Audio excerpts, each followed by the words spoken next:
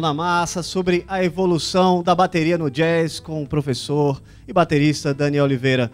A gente já percebe aí que tem uma diferença, né, do swing para os primeiros estilos, teoricamente. O que foi que mudou? Tá, a principal mudança foi a pulsação, que passou a pulsar em 4 tempos e não em 2 tempos, como era a marcha mesmo. A gente deve isso principalmente ao Gene Krupa. Foi o primeiro baterista a colocar a condução primordialmente no bumbo, colocar o centro rítmico da bateria no bumbo e fazer a pulsação funcionar em 4 tempos mesmo. Posso te mostrar? Antigamente funcionava assim. Depois passou.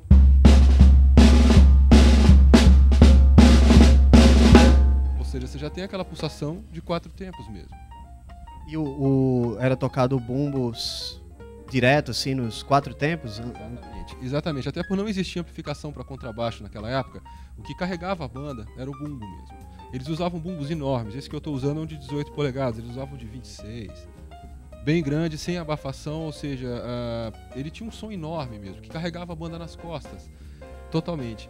E praticamente isso. E depois, nos anos 20, inventou-se o chimbal, que seria esse par de pratos acionados pelo pé. E antigamente ele era algo bem baixinho que você só tocava com o pé mesmo, só tinha esse toque, esse som.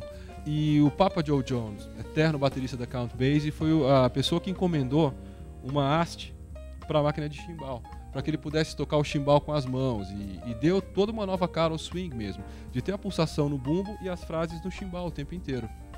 Você falou do Papa Joe Jones e do Gene Krupa, e quem foram os outros bateristas que a gente pode destacar dessa época? Olha, sem querer ser injusto, eu sei que teve muita gente boa que tocou nessa época e tal, mas o Zutty Singleton foi demais também, tocou com todo mundo. E o Big Sid Catlett. O Big Sid Catlett, você pode tê-lo como o divisor de águas, assim, a ponte entre o swing e o bebop também. Além do que, o Papa Joe Jones também foi um revolucionário, que ele começou a fazer algumas frases no bumbo também. Ao invés de manter só o bumbo reto o tempo inteiro, ele dava uma ou outra fraseada, que passou a ser a característica primordial do bebop também. Eles chamavam de bombas, ou drop the bombs, ou seja, dar aquelas bumbadas. E sempre eram bateristas brancos e negros, né? A maioria era negra mesmo, até apareceu o Krupa e o Dave Tuff, e que foram até da escola de Chicago, porque o grande centro cultural nos Estados Unidos na época foi New Orleans até 1917, quando eles fecharam o distrito de Storyville, que é onde rolavam as boates, os prostíbulos, ou seja, era um agito de lá na época. Aí todo o pessoal da música migrou para Chicago, que passou a ser a grande cena musical dos Estados Unidos. E em Chicago você teve a Austin High Gang, que era o pessoal da Austin High School, que dali saiu muita gente boa de música. Dentre os bateristas que saíram dali, eu posso citar só o Gene Krupa e o Dave Tuff. Foram os grandes bateristas que lançaram o movimento do swing mesmo.